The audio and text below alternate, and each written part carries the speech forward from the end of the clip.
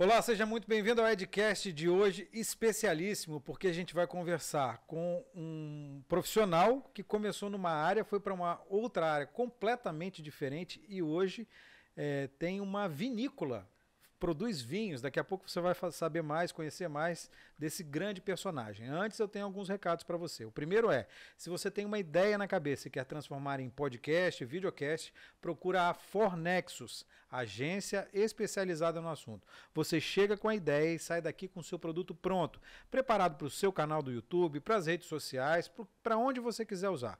Se você quer mais informações, os contatos da Fornexus estão logo aqui embaixo, nos comentários fixados desse vídeo.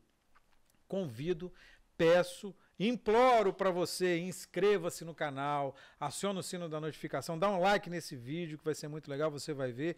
É só assim que a gente consegue crescer e trazer mais conteúdo de qualidade para você. Então, inscrição, botão da inscrição está aqui do lado, se inscreve no canal, espalha por aí. Quanto mais gente tiver inscrita no canal, mais a gente consegue alcançar, mais o YouTube vai entender que a gente tem relevância e mais vai disseminar o nosso conteúdo por aí. Isso é muito importante para a gente.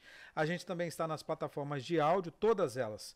Spotify, Apple Podcast, Google Podcast, Deezer, Amazon Music. Então, vai fazer uma atividade física, vai dar uma caminhada, vai dar uma corridinha, coloca o Edcast no fone de ouvido que esse sofrimento vai passar rapidinho. Tá preso na ponte, engarrafamento?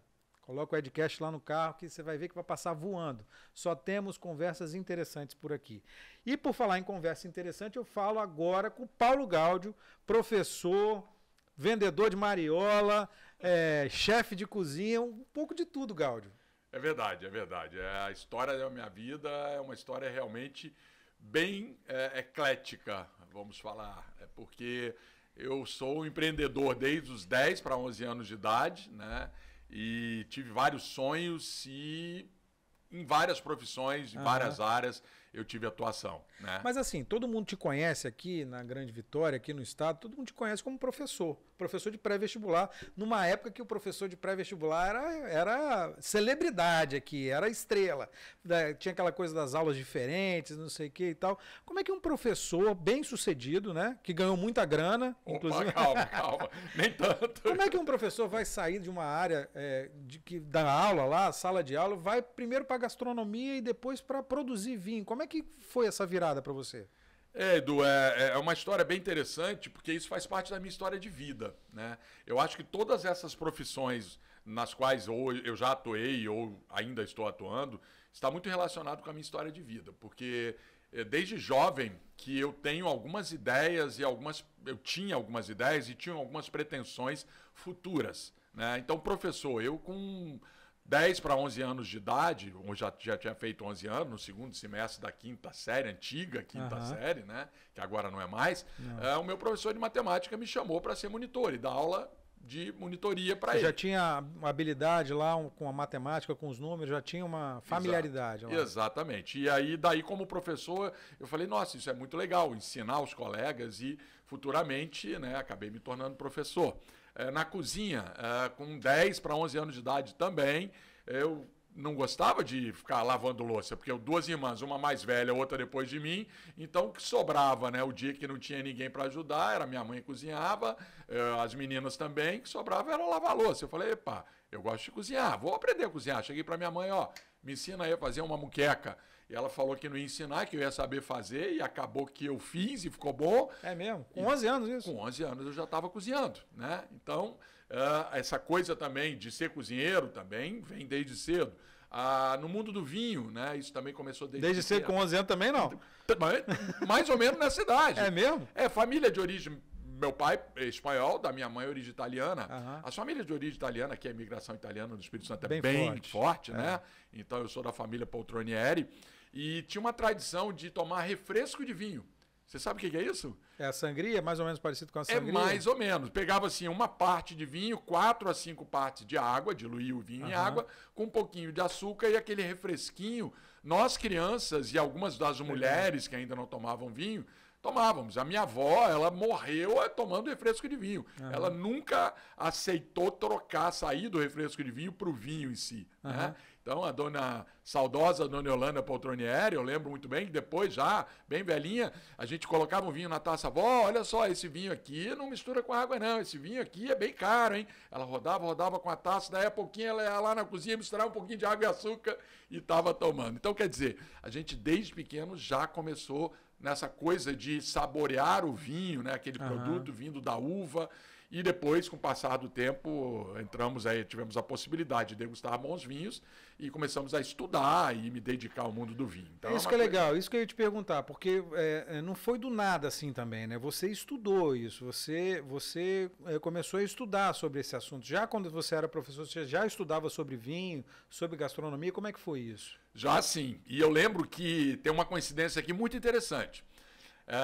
Mais ou menos na época que você foi meu aluno. Isso tem muito tempo, hein? Já tem um tempinho, tem né? Muito tempo. Um pouquinho antes de você ter sido meu aluno, né? 32 anos. Isso, aí. 32 anos. Para você ver, né? Como é que o tempo passa rápido. Eu comecei a dar aula com 17 anos. E quando eu fiz 18 anos, eu dava aula para uma turma e que a turma resolveu fazer uma viagem lá para a Tríplice Fronteira. Brasil, Argentina e Uruguai. Foz do Iguaçu. Isso, né? Puerto Iguaçu, né? Tal. E ali eu tive a oportunidade, pela primeira vez, degustar um vinho de qualidade. Uvas viníferas, apropriadas para a elaboração dos bons vinhos. O Brasil, nós estávamos restritos a importações, né? Então chegava muito pouco vinho importado aqui, né? E se degustava vinho de baixa qualidade. É a época do Liebfraumilch. Exatamente, o famoso Liebfraumilch da garrafa azul. Exatamente. Aquilo era que foi sucesso absoluto, né? Sucesso, porque foi o primeiro importado que veio, porque o presidente era de origem alemã e daí fez um acordo com a Alemanha e chegou aqui. Na verdade, esse vinho, a maioria não era nem produzido na Alemanha, a gente bem sabe disso hoje, era no norte da África e rótulo ali na Alemanha. Foi até ruim depois para o vinho alemão, porque isso popularizou negativamente, mas era um vinhozinho melhorzinho que tinha aqui, que já não era bom na Europa, né? Então, daí eu tive a oportunidade de degustar lá um Malbec, lá na Argentina, um Cabernet Sauvignon, lá na fronteira. Eu falei, opa, tem negócio aqui, né? Tem negócio bom aí. Né? E daí comecei a me dedicar um pouco mais ao estudo do vinho. Tive a oportunidade de fazer outras viagens para o exterior, mesmo antes da abertura do comércio de importação. E toda vez que eu ia para o exterior, eu trazia vinho na mala. Que foi mais ou menos nessa época que você foi meu professor, 90, 92. Isso. Foi governo Collor, né? Que ele abriu os portos para começar essas importações aí. Foi aqui que começou a chegar coisa importada no Brasil, não foi exatamente, isso? Exatamente nessa época. Até então a gente tinha que viajar.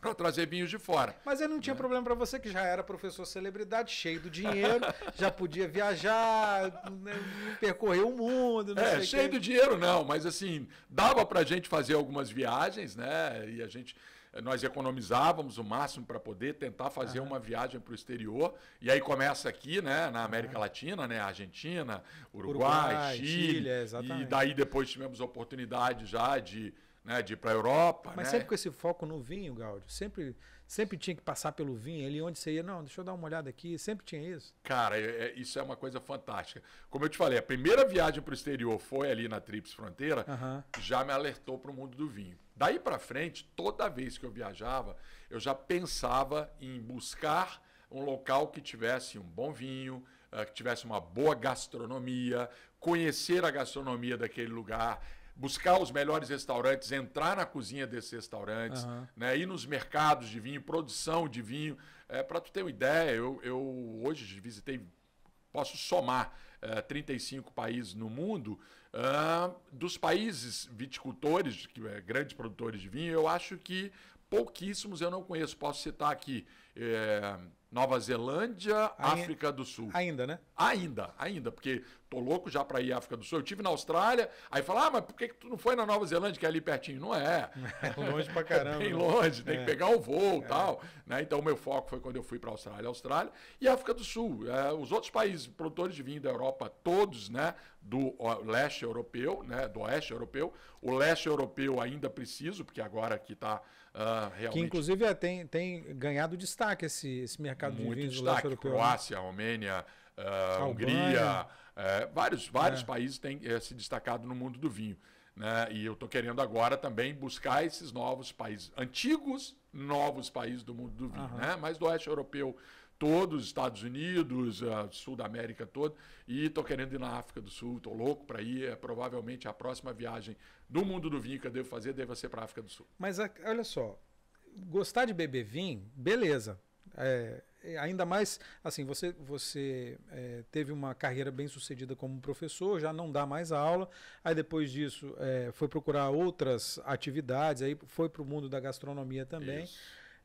Mas de ser consumidor, até de ser cozinheiro, ok, mas passar disso para produtor de vinho, o que deu na sua cabeça para ser produtor de vinho, em Santa Catarina, que é um estado que não é o seu, que é longe daqui, né? Você tem uma distância grande, você tem um tempo de avião aí para chegar lá. O que deu na sua cabeça para fazer isso? É isso mesmo, cheguei ontem meia-noite de lá, estamos aqui. De Santa Catarina, né? De Santa Catarina. A história é um pouquinho longa, né? A gente tem tempo aqui? O tempo que você quiser. Então vamos lá, a história é bem longa, né? Porque desde que eu comecei a degustar bons vinhos, eu comecei a querer estudar, a querer conhecer. E por que um vinho era tão ruim e um vinho era tão bom? Por que um vinho, com certeza, mesmo bebendo um pouquinho, ia me dar dor de cabeça no dia seguinte e o outro não? Então, isso me instigou. Eu sempre fui muito estudioso e muito perfeccionista. Eu sempre gostei de tentar fazer o melhor e oferecer o melhor. Desde quando professor, né, dando aula, né, eu falei, não, eu não posso chegar na sala de aula e decepcionar o meu aluno, nem pensar. Eu tenho que conhecer do assunto, eu tenho que oferecer o melhor. Isso me dá muito prazer, sempre me deu muito prazer. Com restaurante também, eu tenho que buscar, entender, conhecer gastronomia para oferecer o melhor prato ao meu cliente. Eu quero ver ele feliz, quero vê-lo feliz, quero que ele se sinta com muito prazer de degustar a minha comida. E no mundo do vinho foi assim. Eu comecei desde cedo a estudar, né, muito o vinho. Não tinha como estudar aqui. Eu buscava estudar através de livros e de contrarótulos de vinho. E quando das viagens estudar...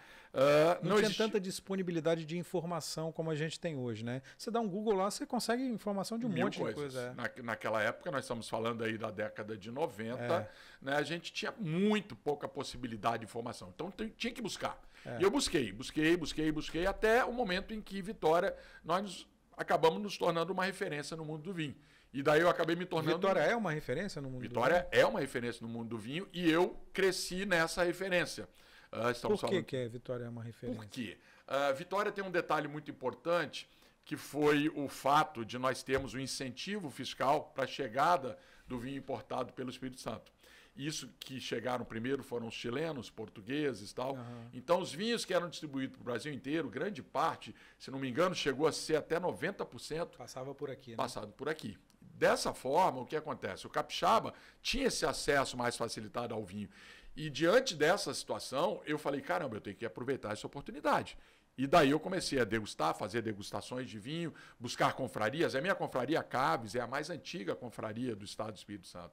Nós temos mais de 30 anos de estudo de vinho, não é só degustação, é degustação e estudo, né? Legal. Então eu realmente me dediquei e aí acabamos virando referência. Eu me tornei um conhecer, que é a palavra usada para o conhecedor autodidata do mundo do vinho, porque não existia como ter formação na época, estamos falando aí da década de 90, isso. Claro que com o passar do tempo depois eu tive que buscar a minha formação. Hoje eu sou sommelier, formado pela Federação Italiana de Sommelier. Primeira vez que a FISAR, né, deu oportunidade a brasileiros fazer o curso. Eu fui na primeira turma. Legal. Né?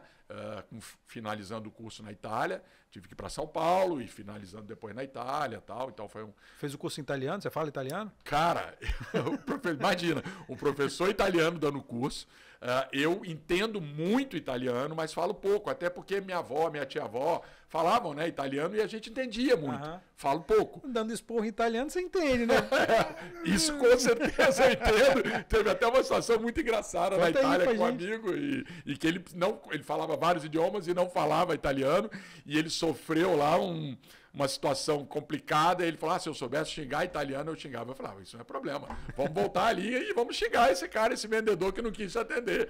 E aí xinguei italiano, ele falou, como? E contei a historinha para ele. Então, o curso foi italiano, professor italiano, né? Mas a gente tinha uma possibilidade de tradução, e aqueles que se deram melhor no curso, os brasileiros que estavam no curso deram melhor, eram aqueles que entendiam um pouquinho de italiano. Eu, a Morgana Miolo, que é uma das donas da vinícola Miolo, né, era da minha turma, tá? Minha colega. De peso, né? De peso e tal. né? Inclusive foi a Miolo que ajudou, patrocinou a Fisara a vir para o Brasil, porque ele sentiu essa necessidade de formar, né, a família, alguns profissionais da família, e ela também já entendia de origem italiana, entendia um pouquinho de italiano, então a gente ajudava alguns coleguinhas brasileiros que estavam fazendo esse curso na época para chegarmos à formação. Então foi muito legal, depois finalizamos na Itália, hoje eu tenho sommeliers italianos, meus amigos, a gente eventualmente se fala. Quando eu estive na Itália, tive contato com alguns desses que se formaram no mesmo curso que eu fiz. Então, nessa época, depois logo da minha formação, até um pouco antes, eu comecei a dar consultorias em restaurantes. Eu não tinha ainda o meu restaurante, né? O La Cave, que funcionou por quase 20 anos. Estava só mais no mundo do vinho, cozinhava já, mas no mundo do vinho. Então, comecei a dar consultorias, né? Fazer carta de vinhos. O antigo restaurante Soar, que foi uma das primeiras grandes referências de vinho, de adega de vinho do estado. Aquela adega, basicamente, quem estruturou foi eu. Foi um trabalho que eu fiz para o saudoso Ivonaldo, né? E a Bianca, depois a filha dele, e vários outros restaurantes. E meu trabalho no mundo do vinho começou naquela época. E depois gastronomia, vinho e gastronomia. Não tem como separar as duas coisas. Não tem, né? Já cozinhava há muitos anos, montei o restaurante, foi uma referência em Vitória, o La Cave, até o dia também que cansei um pouquinho da noite, trabalhar na noite com o restaurante. Dizem que é muito difícil, né? É muito pesado, muito pesado. Você não tem final de semana, não tem feriado. Chega uma hora, eu tenho amigos hoje que falam assim, não, deixa eu viajar um pouquinho, vou entregar meu restaurante na mão de outro, tal. Tem muito isso, né? Chega uma hora que cansa muito. E daí essa coisa dando aula depois na gastronomia, porque aí depois eu fui parando de dar aula de matemática pré-vestibular e comecei a dar aula na gastronomia. Fui fundador dos 2 cursos de gastronomia, das 2 faculdades, né, daqui do Espírito Santo. Que é o VV? O VV e a Novo Milênio. Comecei na Novo Milênio, depois na UVV. 15 anos dando aula na gastronomia. Hoje, quem dirige os cursos lá são ex-alunos meus, né, da gastronomia. O Alessandro Heller é seu ex-aluno? Alessandro Heller, foi meu aluno. Foi meu aluno. Ale foi meu aluno, meu irmão, amigo, companheiro. Nossa, que azar, hein? Pelo amor de Deus. Eu já convidei ele para vir aqui, mas ele é muito estrelinha. Ele é muito estrelinha. Mas eu vou falar com ele. Não, mas não quero mais não. Não quero mais não. Tchau, vai cuidar da sua muito vida. Artista, né? Artista demais. Artista demais, né? Então, ele foi meu aluno e hoje é o coordenador lá, Marcelinha, também outros. Bom, e no curso de gastronomia, eu sempre trabalhei em 2 áreas, 2 cadeiras. Comecei com cozinha básica, quando estava começando os cursos, depois fui para a cozinha internacional, cozinha avançada, que é o que eu mais gosto, né? E a enologia, né? A harmonização sempre estavam ligados. Então, eu tinha uma cadeira que chamava Enologia e Harmonização, que eu trabalhava harmonização de pratos e vinhos, que é o meu grande barato. Então, mas o que o cara que estuda vinho, ele estuda o que exatamente? Porque a gente vê aqueles caras lá balançando a tacinha, cheirando, buquê, não sei o quê, lágrima, mas estuda o quê? O cara que estuda vinho estuda o quê? Isso é muito interessante, porque muitas pessoas falam assim, mas eu gosto de vinho, eu sou entendido de vinho e tal. Depende do que você quer dizer que é entendido. Porque o enófilo é o apreciador. É o cara que gosta. Enófilo é o cara que gosta de vinho. Afinidade pelo vinho. Enófilo. Né? Isso. Afinidade, então, é o cara que gosta. E não obrigatoriamente ele é um conhecedor. Daí tem um conhecer, que é aquele que estuda um pouquinho mais, já consegue diferenciar os tipos de uva, as características das uvas, os estilos de vinho, né? Então ele tem um pouquinho mais de conhecimento, origem, países, sabores, aromas.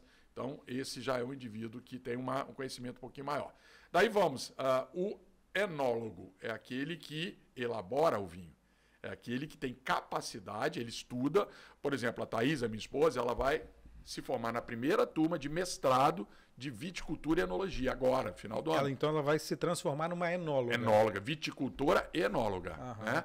Para elaboração do vinho. Ela não quer muito trabalhar, inclusive, na enologia. Ela gosta mais da viticultura. Hoje ela já trabalha na viticultura. Lá na produção, lá na plantação.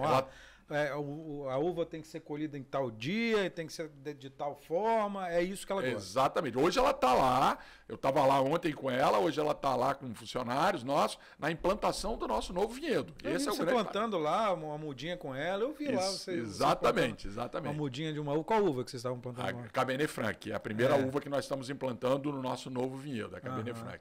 Mas então existe o enólogo. E o sommelier, que é essa área que eu curto muito mais. Eu curto a área de elaboração do vinho. Tanto que na nossa vinícola hoje a gente tem separado A Thaís cuida da uva, ela me entrega a uva e eu vou elaborar o vinho junto com o nosso enólogo. Nós temos o enólogo. Né? Legal. E o sommelier é aquele que trabalha a harmonização de pratos e vinhos.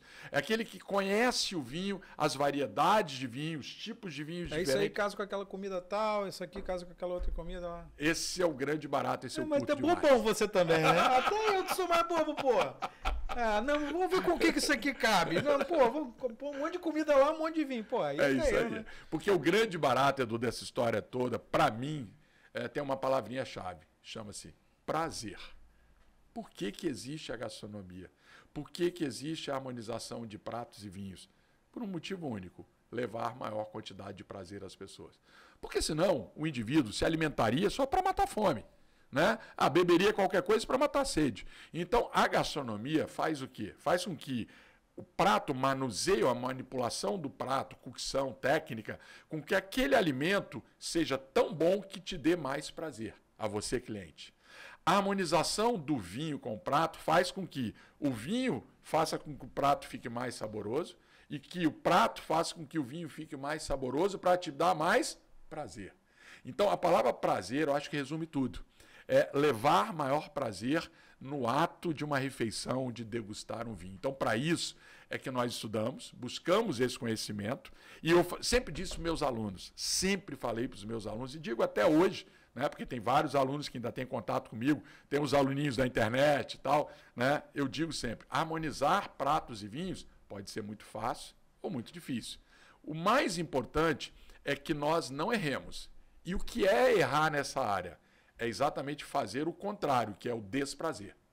Quando você promove o desprazer, que é colocar um vinho totalmente errado com um prato, você está promovendo o desprazer. Você está quebrando tudo aquilo que você pretende no mundo do vinho, da harmonização de pratos e vinhos. E isso acontece, de você colocar um vinho que é um vinho excelente, um prato maravilhoso, mas que não tem nada a ver um com o outro. Quando você come, bebe, você vai, nossa, mas tá ruim isso, tá ruim, tá ruim. Isso é o desprazer. Então, se você está na área da harmonização de pratos e vinhos e consegue não promover o desprazer, já está ótimo. Já está de bom tamanho. Tá de não bom estragar, tamanho. já está bom. Já está ótimo. Se você consegue melhorar aí, meu amigo, é só festa. Mas agora me conta, como é que um apreciador de vinho, professor, o que deu na sua cabeça? Vou produzir um vinho. Vou lá para Santa Catarina, vou produzir um vinho lá. Como é que foi isso? Que estalo foi esse? Foi oportunidade? Foi o lado empreendedor que apareceu? Como é que foi essa história? Conta aí. Essa história é uma história bem interessante, as pessoas têm muita curiosidade de saber. E foi histórias da pandemia. Não tem algumas pessoas que falam de histórias da pandemia? Né? Em verdade, começou um pouco antes. Desde que eu entrei realmente no mundo do vinho há muito tempo, eu sempre tive aquela vontadezinha, né? Aquele mosquitinho beliscando, falando, você não vai um dia fazer o teu vinho? Tal, né? E eu tive uma primeira oportunidade no Chile, com uma parceria que quase andou, né? Uma vinícola que inclusive existe hoje, chama-se 1 Hectare, com um amigo chileno que eu conheci, que veio aqui no Espírito Santo, depois eu fui ao Chile várias vezes. Estivemos juntos nesse projeto, com outro amigo do Rio de Janeiro, e quase aconteceu. Por vários motivos não aconteceu de produzir um vinho lá no Chile. Depois na Argentina, com o Peter Weinert, né? Que é filho do dono da vinícola Weinert, uma das mais antigas e tradicionais da Argentina. Também ele esteve aqui na minha casa, no Espírito Santo, estive com ele na Argentina. Quase aconteceu também de produzir um vinho lá, mas nessa época ele namorava uma enóloga, a Graziela Reta, que era enóloga de várias vinícolas e que surgiu a oportunidade de pegar e montar uma vinícola. E você acha que ele ia montar? Não. Escolheu, claro. A namorada. Com certeza, né? Claro. E daí eu fiquei para trás nesse projeto, mas também problemas de investir em outro país, não era tão fácil assim. Bom, depois eu comecei a botar foco, quiçá um dia produzir vinho no Brasil. E visitando a Serra Gaúcha, de onde vem a grande maioria de quantidade, de volume e qualidade também de vinhos do Brasil. E tive lá várias vezes, algumas com meus ex-alunos, e com muitos amigos lá, né? Eu citei aqui a Morgana Miola, o Fábio Miolo, né? João Valduga, só o Casa Grande, né? Miolo, Valduga, só gente grande. É isso aí, o Márcio Brandelli, o saudoso, entendeu? Da Alma Única, vários, né, amigos ali na Serra Catarinense, na Serra Gaúcha, e conversando daqui e dali, pensei numa possibilidade. Só que a Serra Gaúcha, muitas famílias de origem italiana, já proprietários de terra, e várias vinícolas surgindo. Então, eles já estavam ali. Eu seria um intruso ali. Então, você não teria espaço, acho. Não né? teria muito espaço. Tá? Hoje, nós vemos aí muitas pequenas vinícolas, além dessas famílias, várias outras que eu citei aqui, várias outras, né? Brandelli, né, tal, e outras que vieram na sequência e que produzem belos vinhos. E a terra muito cara, eu fui meio que esquecendo essa ideia. Em 2013, eu, a minha esposa, meu sogro e a minha sogra tivemos na Serra Catarinense. E lá, como tu havia perguntado há pouco, suas viagens têm algum foco? Claro. E da lá eu já sabia que existia a Vila Francione, que é uma vinícola espetacular, já eleita a melhor vinícola para ir no turismo do Brasil mais de uma vez, né, na Serra Catarinense, São Joaquim.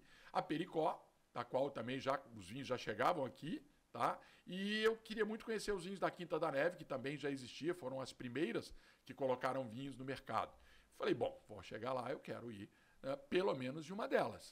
E nós estivemos na Vila Francione, uma estrutura maravilhosa do seu Dilô Freitas, que era o saudoso antigo dono da Secrisa, foi a maior fábrica de pisos azulejos do Brasil, e o projeto dele de turismo e de vinho fantástico.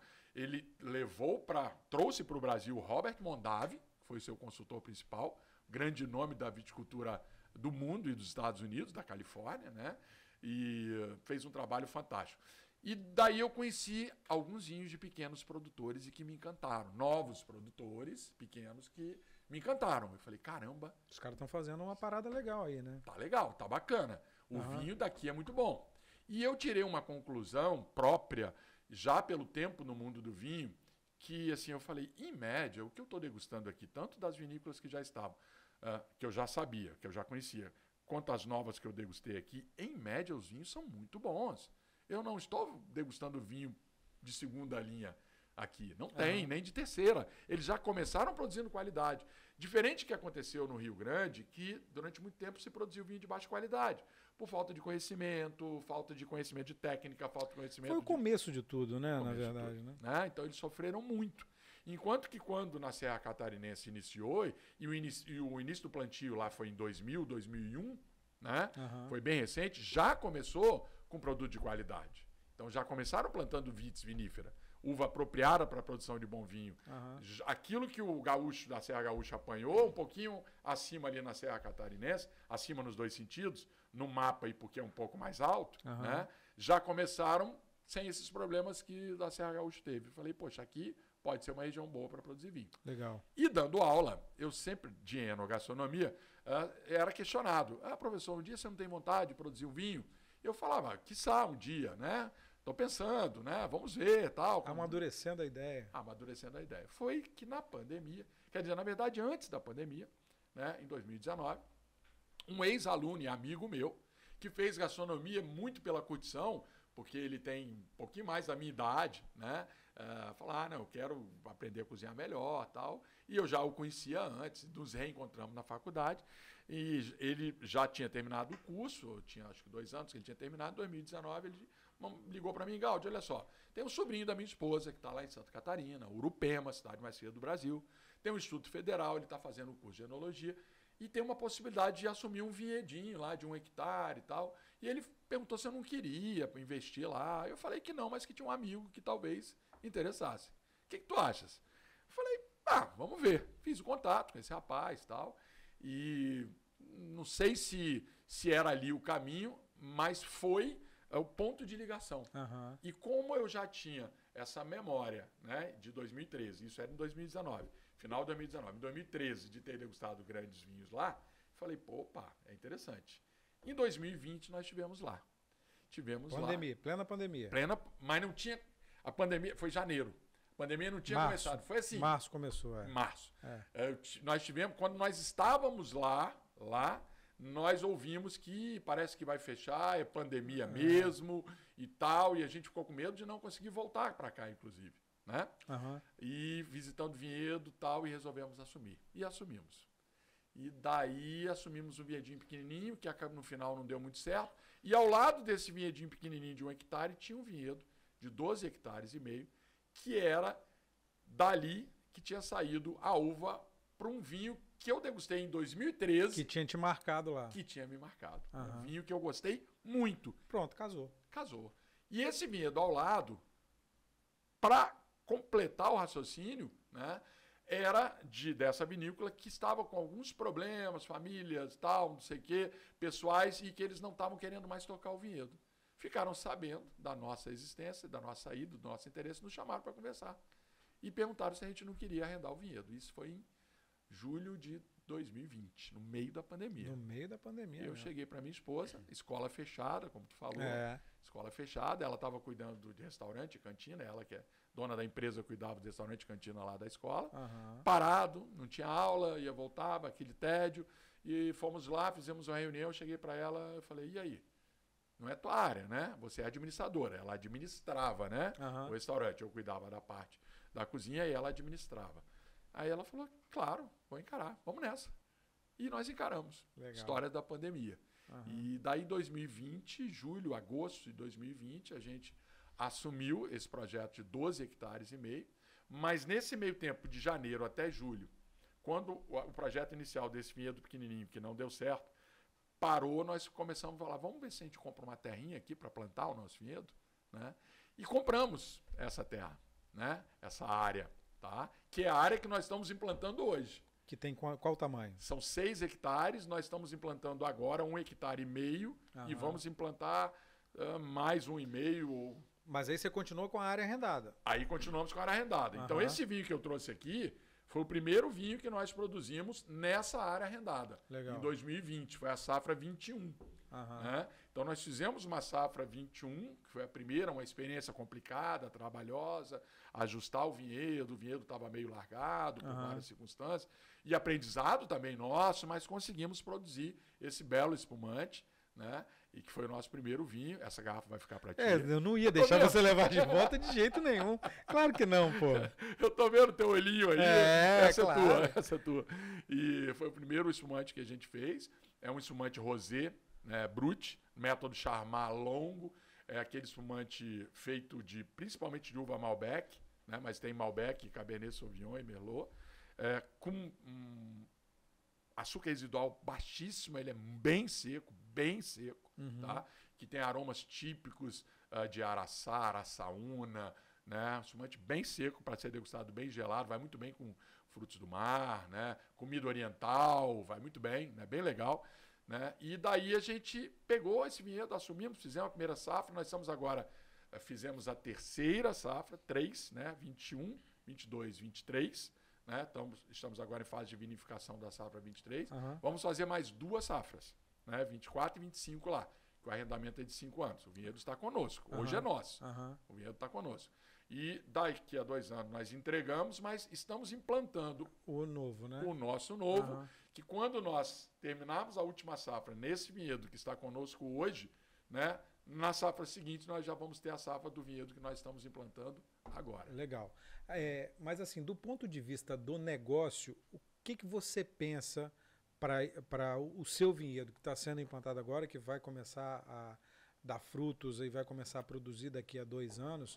O que você pensa do ponto de vista do negócio? É fazer uma experiência gastronômica e de vinho, uma experiência enológica e gastronômica, como, por exemplo, tem no Chile, as vinícolas de lá, você vai, passa um dia, conhece a vinícola, come, tem um restaurante legal, tem uma bodega, não sei o quê. É isso que você quer fazer lá? Essa é a sua ideia? Fantástico, fantástico. Essa pergunta sua é uma pergunta que as pessoas que estão nos acompanhando desde o começo, né? Alguns amigos, né? Pergunta, quando é que vai? Pô, tô querendo ir lá, quando é que vai abrir e tal? Exatamente, é uma loucura.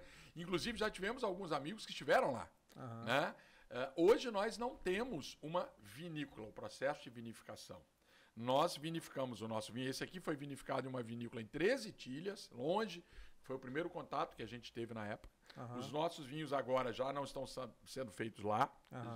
A grande parte dos nossos vinhos são vinificados na Vila Francione, que é a maior da região, tá? Junto com a Pericó e a Quinta da Neve. Então, são vinificados lá. Outra parte são vinificados numa vinícola bem pequena, uma bodega familiarzinha, que é a Zanella Bach, que é bem pequenininha. Mas nós é que fazemos o nosso vinho, como eu te disse.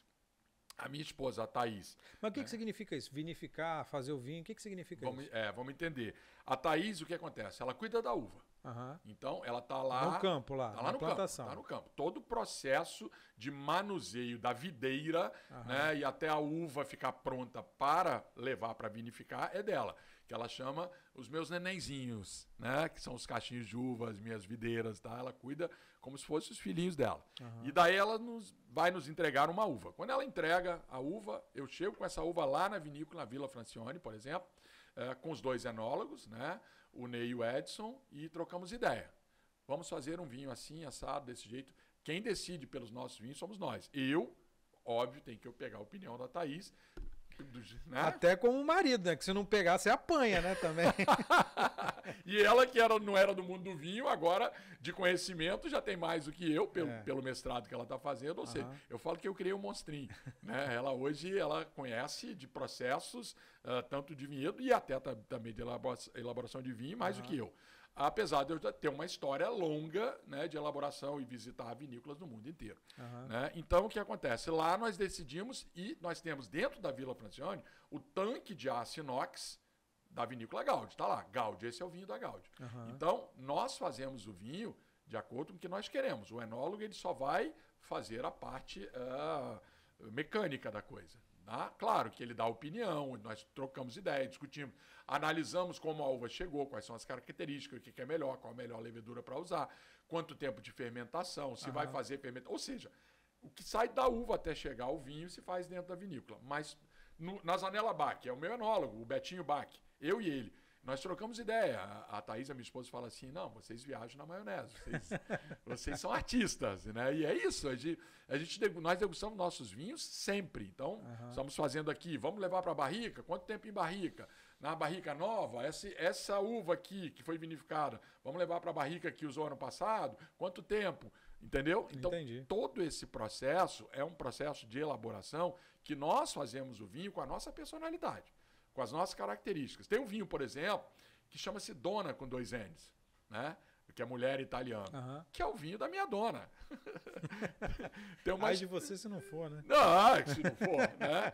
Porque a Thaís nunca gostou desse vinho muito levinho e muitas vezes você chega num lugar, né? Ah, você é esposa, tal, a senhora vai querer um vinho mais leve, menos encorpado? Ela, não.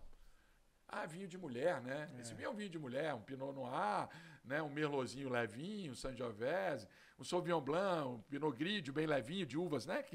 Ela não, ela gosta de vinho encorpado, ela gosta de vinho estruturado.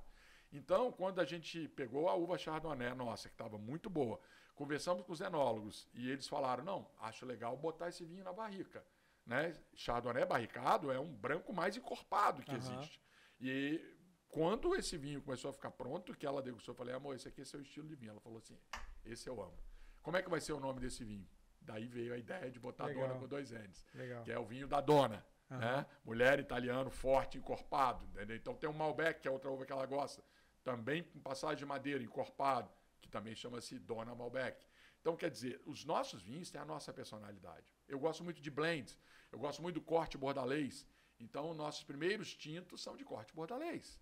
Que significa? Que significa... juntar um monte de uva. Juntar algumas uvas. Vamos lá. Vamos lá. Corte bordalês. Existem basicamente 2 tipos, porque em Bordeaux tem o estuário do Gironde, que é um vinho, um rio, né? Na verdade chama-se um estuário, e a margem direita se produz o corte bordalês de um lado, a margem esquerda do rio, né? Um corte bordalês de outro jeito. As 3 diferentes. Vinhos diferentes, né? As 3 uvas do corte bordalês, as principais, Cabernet Sauvignon, Merlot e Cabernet Franc. Podendo entrar no corte bordalês ainda outras uvas, como a Malbec, Petit Verdot, até mesmo Carmenère e tal, em menores proporções. Mas para ser corte bordalês tem que ter Cabernet Sauvignon, Merlot e uma terceira uva, que geralmente é Cabernet Franc. Mas pode ser outras, tá? Na margem direita do Gironde, o corte bordalês tem a predominância da uva Merlot. Na margem esquerda do Gironde tem predominância da Cabernet Sauvignon. Então nós temos vinho de corte bordalês com 2 características. O Vitória, né, nosso Vitória tinto, é um corte bordalês na margem esquerda. Por quê? No estilo da margem esquerda, predominância de Cabernet Sauvignon. É um Cabernet Sauvignon, Merlot, Malbec. Não tem Cabernet Franc. O outro corte bordalês, que é o nosso cedro, o vinho de nome cedro, que é a localidade onde nós estamos implantando o nosso vinhedo lá em Urupema, ele é no estilo da margem direita, com a predominância de Merlot. Então ele é um corte de Merlot, Cabernet Sauvignon, Malbec e Cabernet Franc. Aham. Então, quer dizer, é um estilo de vinho que é o nosso estilo, que é um gosto pessoal nosso, né? Então, nós trocamos ideias, né, para elaborar esses vinhos.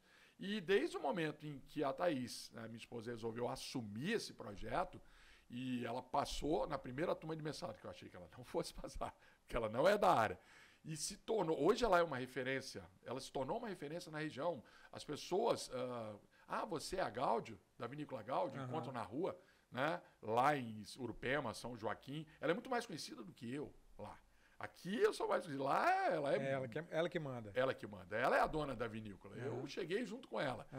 Mas ela que é a dona da vinícola. Até porque nós hoje fazemos parte da Associação dos Vinhos de Altitude, que é uma associação ali em Santa Catarina, na Serra Catarinense, 25 vinícolas que produzem vinhos numa altitude acima de 900 metros. Né? Então, para se associar a esse grupo, você tem que ser um produtor de vinho de uvas dali da região com altitude acima de 900 metros. Mas e aí, como é que está essa experiência turística, gastronômica, enológica, que a gente acabou saindo desse promo? Fala para mim. É verdade, é verdade. Bom, com isso, né, nós estamos em Urupema, cidade mais fria do Brasil.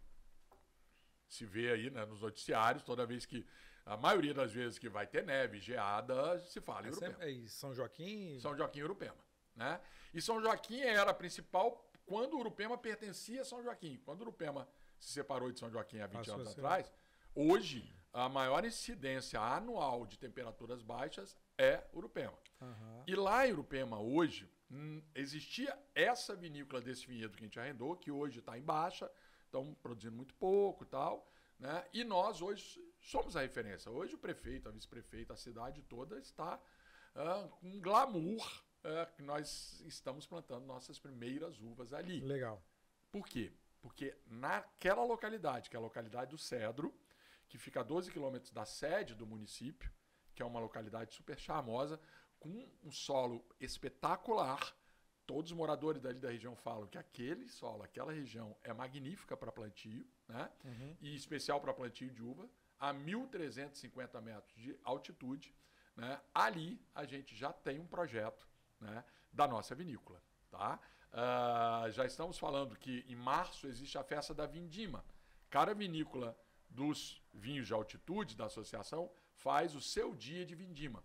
O ano passado, como nós não tínhamos plantio, né, era de um vinhedo de uma propriedade que não é nossa, né, onde nós estamos, a uva é nossa hoje, mas o local não é nosso, né? Tem a proprietária, que nós vamos sair de lá uma hora. Nós fizemos lá em São Joaquim, na Zanella Bach, que é o nosso parceiro enólogo, que tem uma vinícola pequena. Nós fizemos a nossa festa, uma churrasqueada lá na Zanella Bach. Maravilha. Mais uma churrasqueada com vinho, hein? Eita, bom demais, né? Lasqueira. Foi legal, levamos um ex-aluno meu, que é mestre churrasqueiro. Porra, eu sou ex-aluno seu também, me leva também, Também, porra. Porra. Mas tu vai fazer o quê? Vai fazer comer, pô, comer e beber. Comer e beber. O André Mombrini, que é um chefe churrasqueiro, fez uma churrasqueada maravilhosa. Mas nós já estamos comentei esses dias com a Thaís, com a minha esposa. Na verdade, ela que veio falar. Ela falou assim, amor, olha só, vamos fazer o seguinte, dá até março.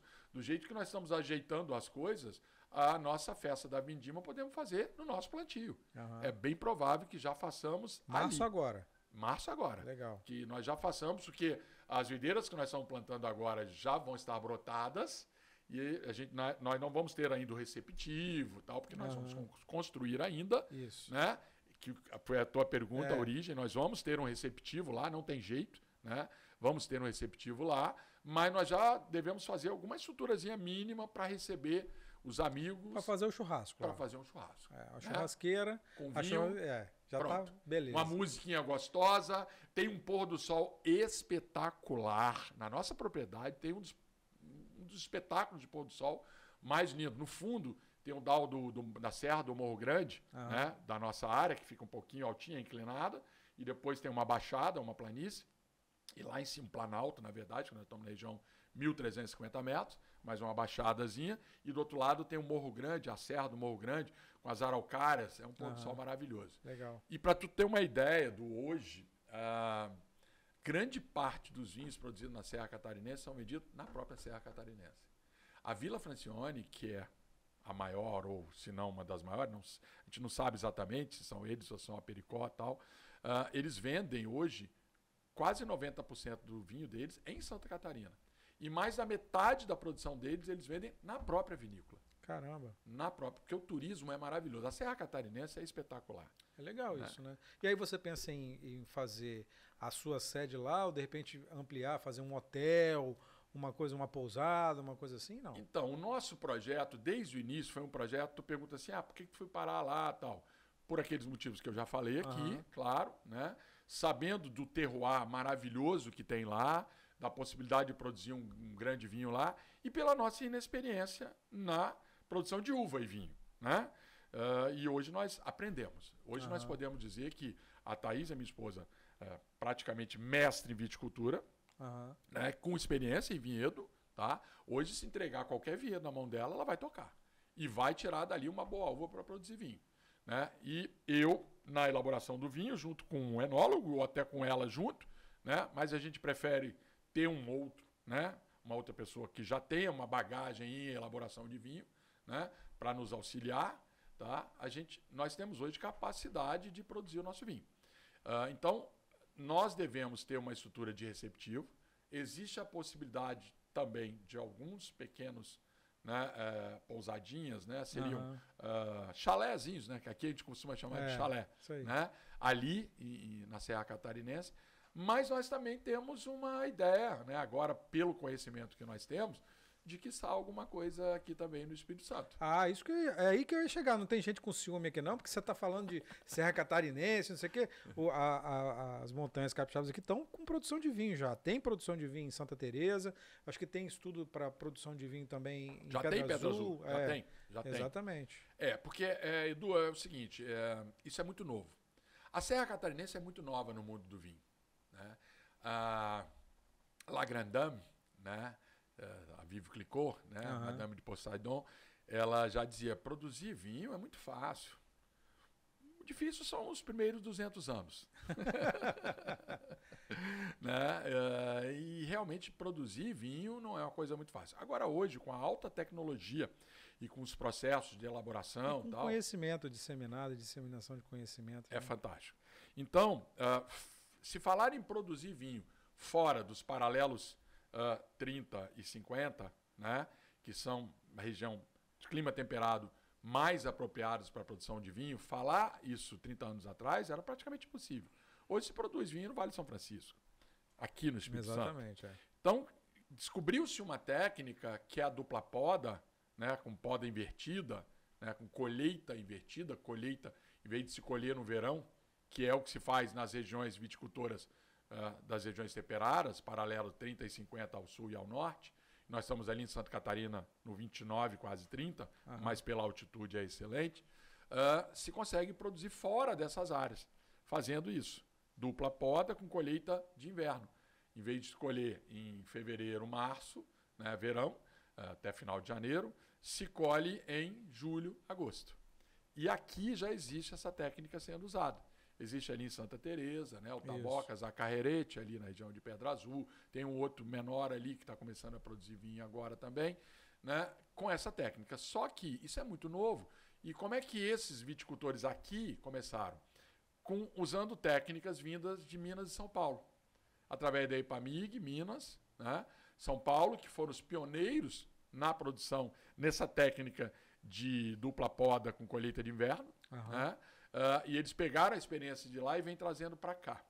Só que como eles foram pioneiros aqui, eles apanharam muito, erraram muito, tiveram muita dificuldade, mas eles hoje estão conseguindo fazer uma uva de boa qualidade e um vinho de excelente qualidade. Aqui no Espírito Santo. Aqui no Espírito Santo. Só que com pouco conhecimento, eles têm que trazer profissional de fora, buscar conhecimento de fora. Nós fizemos o quê? Fomos para lá, pegamos o conhecimento lá, a formação da Thaís, mestre em viticultura e enologia, com todo esse conhecimento, desde as técnicas da produção tradicional, como da poda invertida, né, dupla poda com colheita invertida e tudo mais, e insumos utilizados, manuseio, né, tudo isso para, quando aptos, iniciarmos um projeto aqui também, paralelo, né, com Santa Catarina, mas já com conhecimento. Ou seja, já começar com qualidade. E vai começar quando aqui? Não sei. Aqui é uma incógnita, a gente já está começando esse estudo. Já está procurando terreno, terra? Parceria da área, estamos estudando já o que nós chamamos de terroir. Né? O que é terroir? Terroir é um nome francês, né, mas que se aplica no mundo inteiro, que não é só terra, solo. É o conjunto da obra, água, clima, não é isso? Exatamente. É um conjunto de fatores que é solo, né, densidade pluviométrica, chuva, densidade heliométrica, clima, ventos, umidade, manuseio do solo. É uma ciência, né? Exato, é uma ciência. O terroir é um conjunto de fatores, de estudo que se faz, até o manuseio humano, né, a mão do homem que está ali naquele local, tal. Né? Então, esse conjunto de fatores, né, tem diferença de temperatura do dia para a noite, do inverno para o verão, que é a amplitude térmica, que é extremamente importante. Tá? Quando chove, quando não chove. Quanto chove, né? Quando, isso tudo é importante. Né? Então, esse estudo ele varia muito, não só de regiões grandes e longe, como, por exemplo, Espírito Santo, Santa Catarina, ou Rio Grande do Sul, Vale de São Francisco, mas aqui dentro do Espírito Santo. Você pega ali a minha sogra está produzindo uva, é uva de mesa, não é uva vitivinífera, em Guarapari. É a uva produzida mais próximo do litoral que já se viu no Brasil. É colado na beira da praia, ela tem um terroirzinho, ela achou e está produzindo uma uva para suco maravilhosa. Então, isso tudo é muito importante. Então, você vê ali, tem um terroir. Você também envolveu a família inteira com essa parada de uva, de vinho, de não sei o quê. Todo mundo. A sogra já está empolgada, animada, tal, né? E daí você vai ali, Santa Teresa, Pedra Azul, Afonso Cláudio, Alfredo Chaves, Guarapari. Ou seja, dá de produzir. Então, a gente está buscando isso daí. São vários fatores que nós estamos avaliando, eu, a Thaís, para ver quando implantarmos aqui, onde vai ser, como vai ser. Mas tem esse plano. Tá, inclusive existe um projeto, um plano de negócio para a gente estar aqui. Né? Legal. Porque hoje, Edu, você fala assim, o Espírito Santo. O Espírito Santo é um dos tentáculos nossos. Olha que maravilha. Que nós estamos aqui. Um em Santa Catarina, no Espírito Santo, outro no Chile, outro na Argentina. Não, Chile e Argentina não. Outro no interior da França, outro na Espanha. Quem dera. Califórnia, Chile, Argentina, França, Califórnia. Quem dera, Califórnia, né? Mas, assim, dos braços que nós estamos dizendo, assim, para a produção, nós vamos realmente ficar com Santa Catarina e alguma coisa que vamos produzir aqui, pretendemos. É um sonho meu produzir aqui. Mas o mercado, hoje, por exemplo, um mercado que a gente não esperava, Rio de Janeiro, cara, o Rio de Janeiro está ávido pelo nosso vinho. É uma coisa que a gente não esperava. Isso que eu ia te perguntar, o que faz o mercado gostar do seu vinho? É porque o seu vinho é bom? E aí, seja sincero, porque porque é muito fácil na cabeça do consumidor você chegar assim, tem um vinho lá na prateleira do supermercado, tem um vinho chileno que custa R$50 e tem o seu vinho que custa 60. Vou comprar o chileno, muito melhor. Porque tem a tradição do Chile de vinho, ele já tem uma experiência de já ter bebido um vinho do Chile, não sei o que e tal. E aí? Essa pergunta é fantástica, porque isso toca numa ferida que realmente é muito grande. Eu estava falando, por exemplo, que o nosso vinho hoje está muito bem procurado e vendido no Rio de Janeiro. Nós participamos da Vinibra Expo, que é a maior feira só de vinhos nacionais do Brasil, no Rio de Janeiro. E ali foi uma loucura, que foi a primeira feira nossa e o público carioca ficou louco com o nosso vinho. E nós não sabíamos, não tínhamos essa ideia. Os vinhos que nós levamos, todos foram vendidos, depois já vieram 2 pedidos de vinho. Por quê? Vinhos de qualidade, apesar de nossos vinhos não serem baratinhos, porque não é essa nossa ideia, produzir vinho baratinho, não. Nós queremos produzir qualidade, né? Mas como eles sentiram, poxa, vinícola nova, mas com vinho de alta qualidade.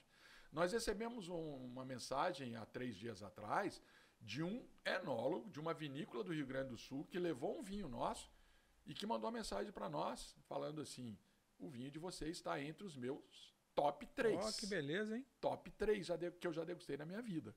Caramba. Para nós é uma coisa fantástica. É um enólogo do Rio Grande do Sul, de uma vinícola que produz muito, muito, e famosa. Não vou citar o nome aqui, não posso. Mas, porque ele é enólogo de lá, da outra vinícola, fica chato para ele, né? E ele ficou sabendo do nosso vinho nessa feira, ele estava nessa feira também com vinhos, né, em degustações, oferecendo para degustação, ficou sabendo do nosso, pediu para trocar uma garrafa com o vinho deles, que era o dobro do preço deles em relação ao nosso, que o nosso também não era um vinho barato. E depois que degustou, ele ficou encantado e mandou essa mensagem pra gente. Né? E o público carioca, assim, gostou muito do nosso vinho e tal. E é o que eu te falei. Eu tenho uma referência, eu sou uma referência hoje aqui no Espírito Santo, no mundo do vinho. Então, poxa, o Gaudi vai fazer um vinho. Se o Gaudi chegar aqui com um vinho meia boca, não vai dar certo. Mas para produzir vinho bom não é barato. A verdade é essa. Aí você fala assim, mas Gaudi, vocês já começaram a produzir? Não. Vinho bom, na primeira safra, por exemplo, que foi a nossa safra 21, né, que a gente produziu esse vinho aqui, nós fizemos um vinho que foi num local que eu não gostei, o dono da vinícola não deixou eu trabalhar, eu não conhecia o enólogo direito e fez um vinho que não estava no meu agrado, não gostei, não estava bom. Sabe o que eu fiz com esse vinho? Quase 1.000 litros. Jogou tudo fora? Não joguei fora, mas não vendi. Sabe o que eu vou fazer com esse vinho? Eu vou destilar. E vai dar já estou destilando, já destilei uma pequena parte. Já deu um brand maravilhoso. Está na madeira. E eu vou destilar o restante. E vou fazer um brand espetacular. Estou fazendo. Foi uma ideia que a gente teve, trocando ideia com o nosso enólogo. Aceitamos doações. Opa! Então eu falei, eu não posso botar isso no mercado, mas para destilar, o enólogo falou, para destilar vai ficar maravilhoso. Porque os grandes conhaques vêm exatamente desses vinhos, dessas uvas. São vinhos, né, feitos de uvas, que não são excelentes vinhos, mas que para brand, para conhaque, ficam maravilhosos. E eu estou fazendo esse trabalho. Então, quer dizer, eu não vou botar coisa ruim no mercado. Só que não é fácil concorrer em preço com o mercado. É justamente isso que eu estou falando lá do vinho chileno, do argentino. A Argentina está numa crise danada lá, moeda desvalorizada. Está chegando baratíssimo. Chega baratíssimo, exatamente. Daí um amigo, um dia desse, olha que não foi eu quem falou. Um amigo chegou e falou assim, Gaudi, olha só, tem um vinho chileno aí, que a gente compra aí por R$100 e poucos. Tem um outro argentino aí, não vou citar rótulos aqui, mas... Se você quiser, pode citar, tá? Não tô nem aí para eles. Mas são vinhos famosinhos, bem famosinhos, que hoje em dia se fala assim... são vários rótulos, mas vamos citar dois bem famosinhos, posso citar? Pode, claro. Calicanto, Chile, e DV Catena, Argentina. Dois vinhos famosinhos, estão na modinha, certo? Isso. É moda. Né? E aí ele veio falar assim, me falaram que esse vinho aí é colhido tudo por colheita mecânica, que a máquina vai passando e vem folha, galho, ninho de passarinho, vai tudo e joga dentro de um tanquezão, tal do recipiente grande, depois vinifica tudo na pancada, tal, e aí depois... É isso mesmo? É verdade? Eu falei, eu já tive lá no Chile, se não me engano, 7 ou 8 vezes, e participei desse processo de vinificação lá. Realmente, vamos dar um exemplo de uma vinícola que eu gosto muito. A vinícola El Principal, que faz o Calicanto, tem um vinho maravilhoso, o El Principal. Espetacular. Mas não é um vinho barato. Estamos falando aí de um vinho de R$1.000. Tá? Talvez um pouco menos, dependendo da safra. Daí o Memórias, outro vinho. Um excelente vinho. São vinhedos mais bem trabalhados, colheita selecionada, tal, não sei o quê. Mas aí estamos falando de um vinho acima de R$300. Não estamos falando de brincadeira, estamos falando de vinho, né, de R$300, tá? Aí quando tu vem para um vinho aí de 150, 120, tal, esse vinho não é de uva selecionada. É vitis vinífera? É um bom vinho, com certeza. Inclusive eles fizeram uma safra muito boa no ano especial, fizeram a fama, e depois, se tu comprar esse vinho das safras 22, 23, 24, 25, vai ser igual. É um bom vinho? É gostoso? Mas não tem aquela coisa assim, cada safra é diferente. Cada ano chove mais, chove menos, chove numa época tal, tem mais sol, tem menos sol. Nós não conseguimos colher a mesma uva. É impossível. Né? É impossível, isso não existe. Isso é que é o legal do mundo do vinho, a complexidade. Uma safra trouxe essas características, depois trouxe outras. O meu amigo Silvestre, que é do mundo do vinho também, ele postou hoje, né, que ele é dessa linha aí dos primeiro grande blogueiro do vinho do Brasil, do Espírito Santo, ele foi o primeiro. E um vinho francês, hoje, da região da Borgonha, que ele colocou lá cajuzinho, né? Que é uma coisa muito difícil. Alguns vinhos da França têm aromas que lembram o caju, que é uma fruta tropicalíssima. Isso. Da Borgonha, Chardonnay da Borgonha, no Brasil, poucos, e na América do Sul, tem característica de ter esse aroma de caju. E aí eu mandei lá para ele, o Dona Chardonnay tem muito desse caju. E para nós foi uma grata surpresa que tem esse caju, que é uma raridade e que é uma complexidade, uma mineralidade que lembra um pouco a Borgonha na França. Ou seja, são coisas que fazem o vinho ficar diferente.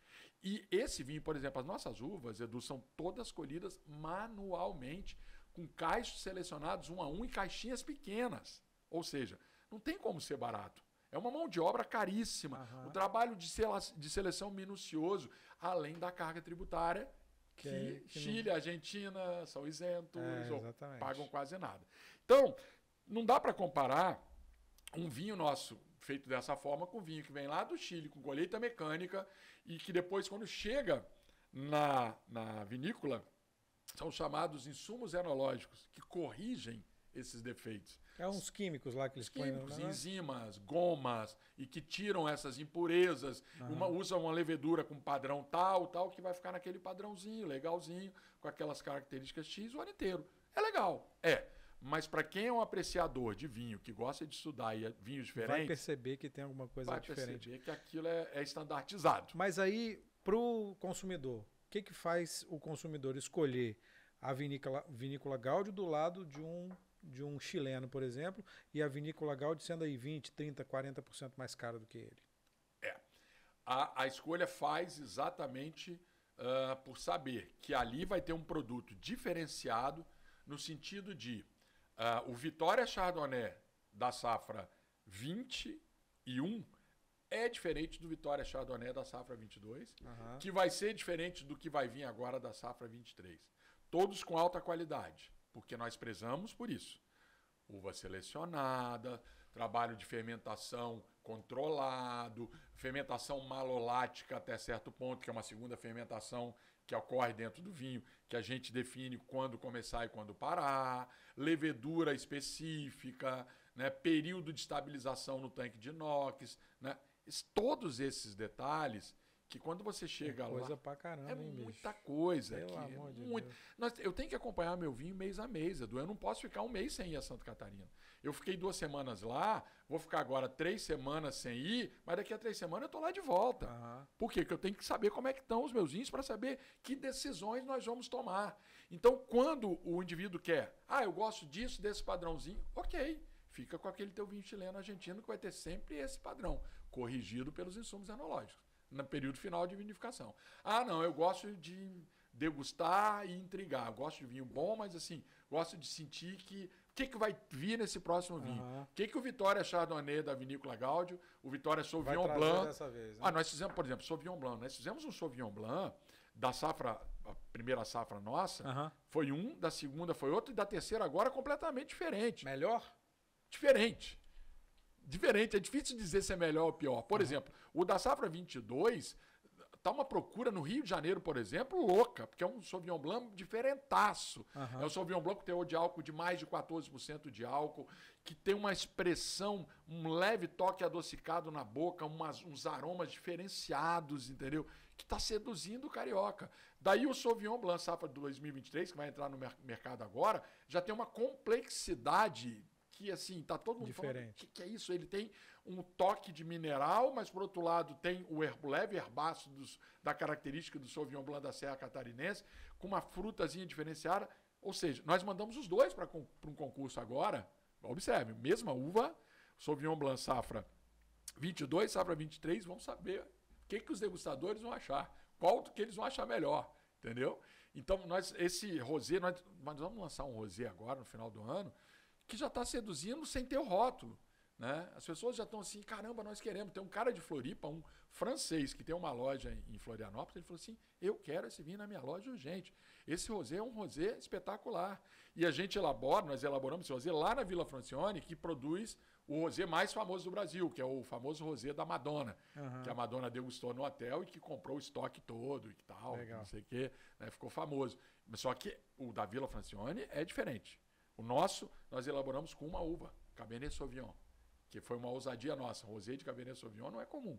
O da Vila é um blend de uvas. Então, quer dizer, são coisas diferenciadas que fazem com que a pessoa queira degustar o nosso vinho e saber o que está acontecendo de uma safra para outra, né? Diferente daquele padrão.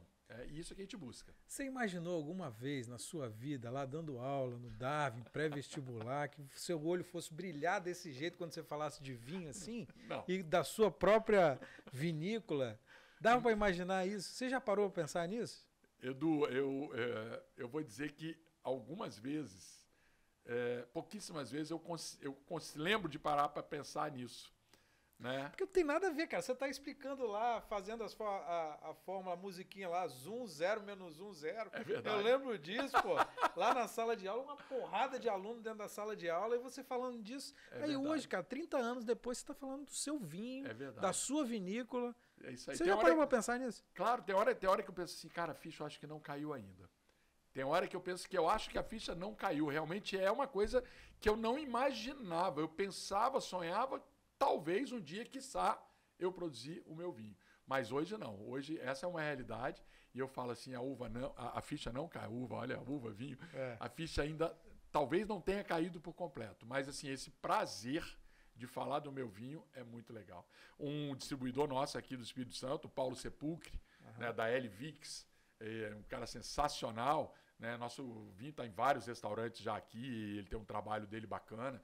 Né, ele falou assim, Gáudio, tem um vinho aí, ele falou até pra Thaís, minha esposa, depois a Thaís me passou, tem um vinho aqui e tal, que o pessoal tá meio difícil por conta do preço e tal, e aí a Thaís já respondeu, que é a minha resposta, por mim eu nem venderia, porque eu só tenho 200 garrafas dele, e é um vinho excepcional, ele está evoluindo maravilhosamente bem, ele na verdade não está ainda pronto perfeitamente para degustar. Por mim, o ideal é que ele fique mais 1 ou 2 anos, pelo menos na garrafa, porque ele vai crescer e vai melhorar muito mais. E o Paulo Sepulcre realmente, se o vinho está muito bom e vai melhorar, é melhor não vender, vamos segurar. Né? Então, legal.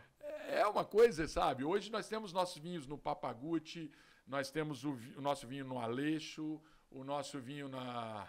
Deixa eu lembrar aqui rapidinho. É legal nessa propaganda, claro, pode fazer? Claro, pode, com certeza.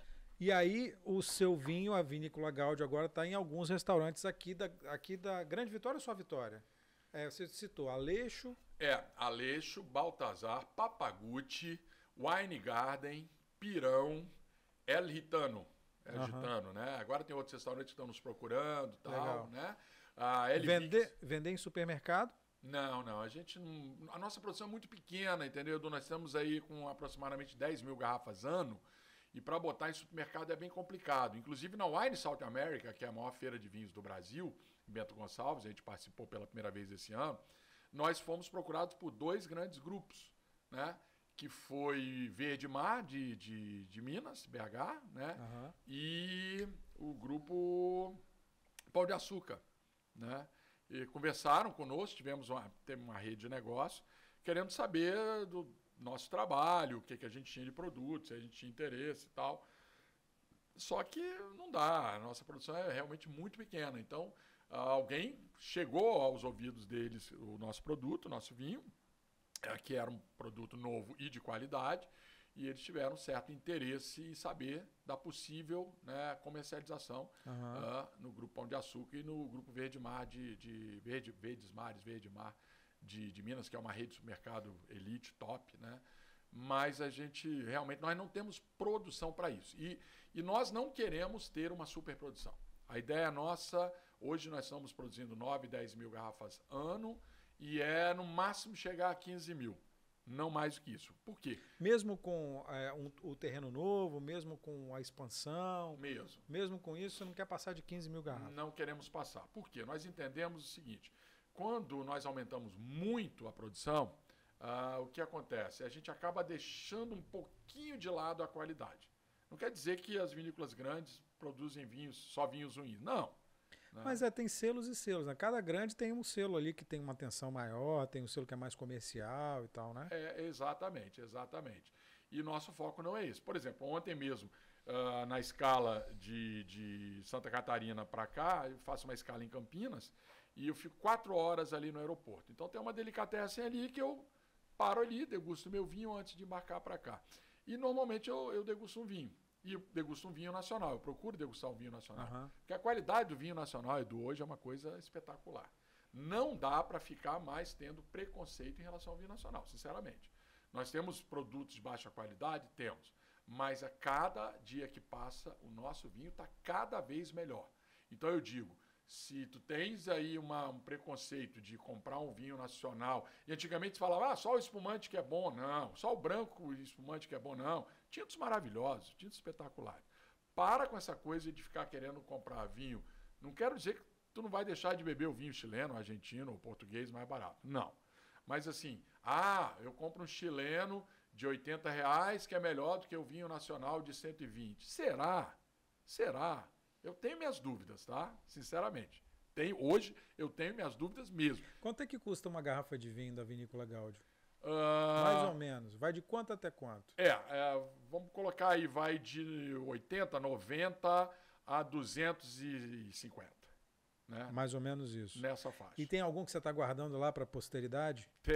Tem algumas garrafas desses rótulos. Esse corte bordalês da margem direita, que tem a predominância da Merlot, que hoje é a nossa principal uva, futuramente vai ser a Cabernet Franc, que é a uva que, para mim, se adaptou muito bem à Serra Catarinense também, e é uma uva que eu gosto muito, muito, muito, muito.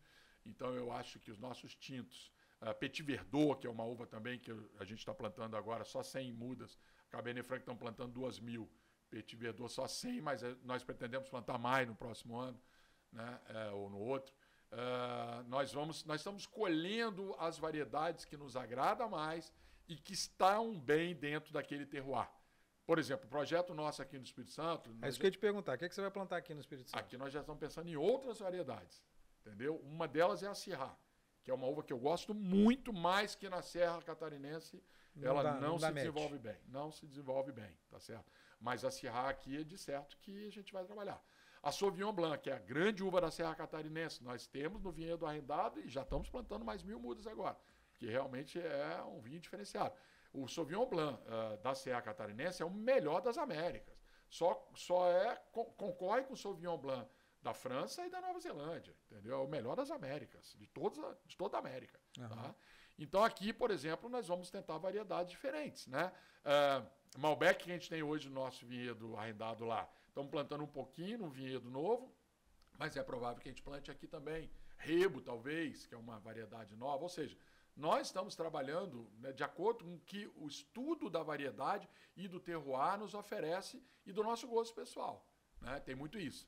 Então, não é quantidade, é qualidade com pequenas produções. E o que eu estava falando? Eu estava degustando ontem no aeroporto, daí eu degustei um vinho da Miolo, que produz vinhos maravilhosos, mas eu degustei um vinho que, sinceramente, não me agradou. Por quê? Eles estão produzindo tanto, exportando tanto, a quantidade é tão grande. Acaba perdendo a mão, né? Então, eles têm vinhos excelentes? Têm vinhos maravilhosos, mas são os mais caros. Esses vinhos que chegam no mercado, nessa faixa aí de R$100 e poucos dele, nem sempre são tão bons. São legais, são bons, são. Mas algumas variedades são bem legais. Mas era um corte de Cabernet com Merlot que eu achei, sabe, não valia quanto pesava, tá certo? Entendi. Mas aí, da última vez que eu fiz a escala, eu já degustei o Cabernet Franc e já gostei. Já valeu a pena pagar R$110 na garrafa, entendeu? Então, quer dizer, você tem que tomar muito cuidado, às vezes. E aí também tem muito do gosto pessoal. Né? Tem muito do gosto pessoal. Eu tenho um amigo que gosta de vinho, mas que não é conhecedor. E ele fala assim, cara, o teu corte bordalês top de linha, que é o cedro, né? É muito bom. Mas eu prefiro o outro, o Vitória. Me agrada mais. Por quê? Porque o Vitória é o vinho mais frutado, mais fresco. Tem muita fruta. Tem também aquela coisa da madeira que passa em pequena quantidade. Mas o cedro é mais madeira. 18 meses de madeira. Claro que é uma madeira bem arredondada com as uvas. Mas é outra característica. Então, é uma questão de característica. Mas trabalhar a qualidade. Entende? Legal. Aproveitar o sommelier, pô. Como é que tem que ser minha adega em casa? Como é que tem que ser uma adega ideal para você em casa? Boa pergunta. Essa pergunta é muito legal porque nós vemos aí muitas pessoas tendo vinho em casa e às vezes alguns amigos, tá? E que a gente chega, vai para cozinhar, né? Vem aqui para casa, vamos fazer uma comidinha e tal. A gente programa isso, hoje em dia tem que marcar mais data, difícil, com antecedência para saber se eu vou estar em Santa Catarina, se eu vou estar aqui e tal. Né? Então, normalmente nós nos programamos com bastante antecedência. E daí, e vinho? Não, você traz alguma coisa, mas eu tenho alguns vinhos aqui e tal, não sei o que. Eu falei, tá bom. Às vezes eu chego lá e o pessoal abre um vinho que não tem nada a ver com o menu que a gente vai fazer. Aí eu falo, meu amigo, mas espera aí, você não tem um vinho assim assado, tal, não sei o que, tal. Ah, não gosto desse tipo de vinho, não tem na minha adega. Bom, não é bem assim. Tu tem que ter vinho... O que tem que ter? Tem que ter na adega? Vamos lá. De cara, tem que ter um bom espumante. O espumante é fundamental. Ah, mas eu não gosto muito de espumante. Mas a hora que você vai receber, o espumante é o vinho da recepção, tá certo? Então você vai receber uma tacinha de espumante e começa para limpar o paladar. Quantas garrafas você tem que ter de espumante em casa? E eu acredito que o ideal é que tu tenhas pelo menos uma meia dúzia de garrafas de espumante. Qual espumante ou quais espumantes? Vamos lá. Espumante demi-sec, não obrigatoriamente. É para um gosto muito específico. É um espumante muito para quem está começando ou para acompanhar uma sobremesa. Mas eu colocaria sempre um espumante brut e um rosé brut. Porque o rosé é o grande coringa. O rosé é aquele espumante que é feito de uva tinta, né, e que daí tem uma facilidade de harmonizar bem com pratos bem variados. Beleza. Tá? Então... Marcas, daí é muito do gosto pessoal. o seu gosto, o gosto do Gaudi, pô. O gosto do Gaudi, vamos lá. Espumante, eu gosto sempre de ter um espumante da Vinícola Gaudi. Obviamente, vai fazer aquela propaganda. Claro, Esse claro. aqui?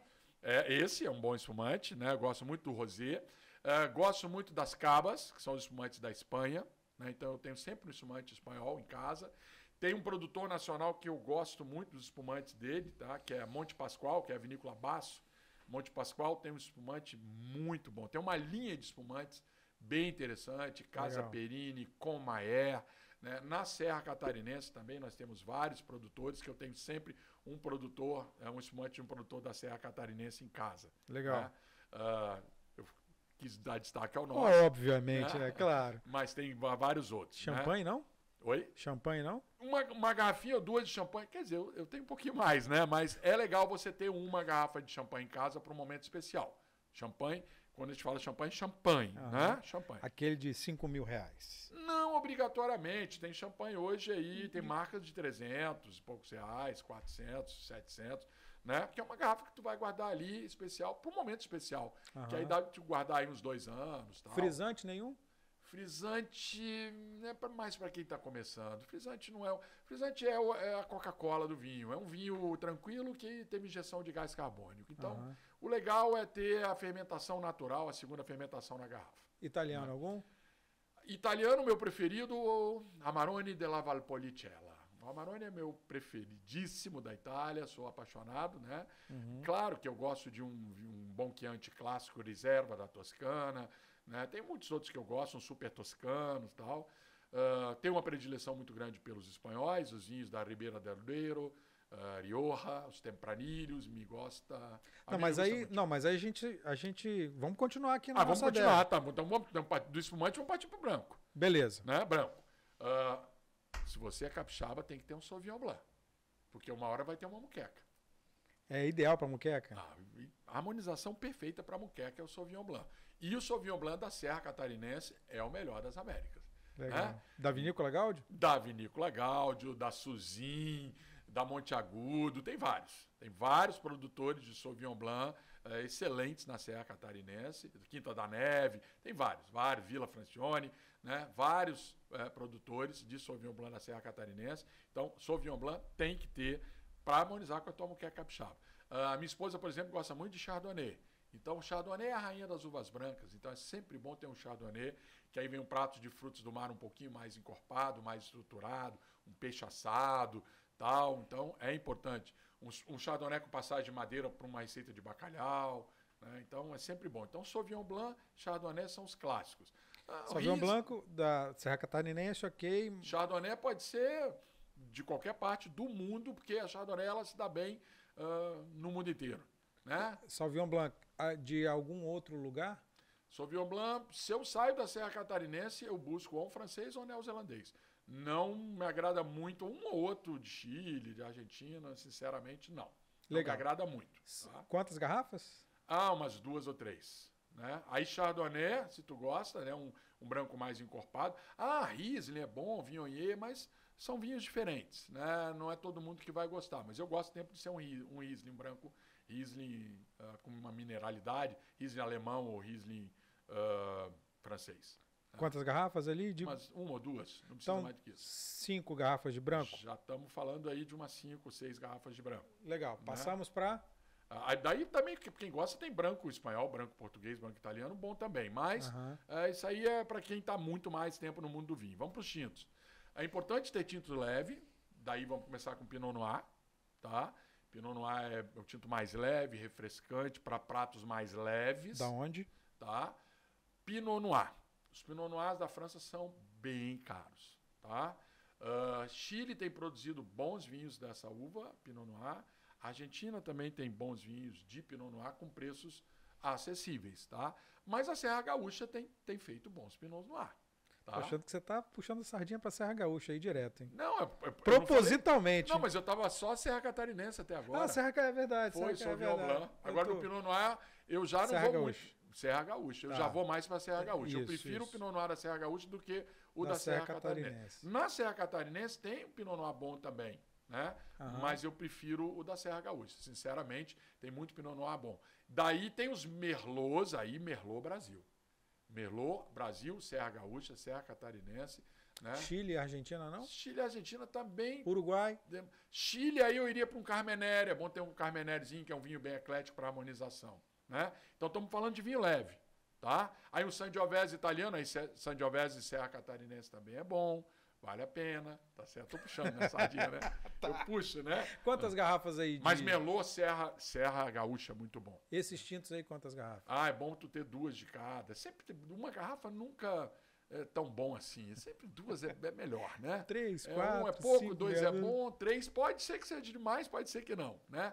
Eu gosto muito do Syrah, né? E aí eu falo da região daqui, do Sudeste, os Syrahs, né? de Minas, de São Paulo, né? Minas tem produzido Syrahs muito bons, a região de São Paulo também, que é da colheita de inverno. O que você recomenda do Vale do São Francisco?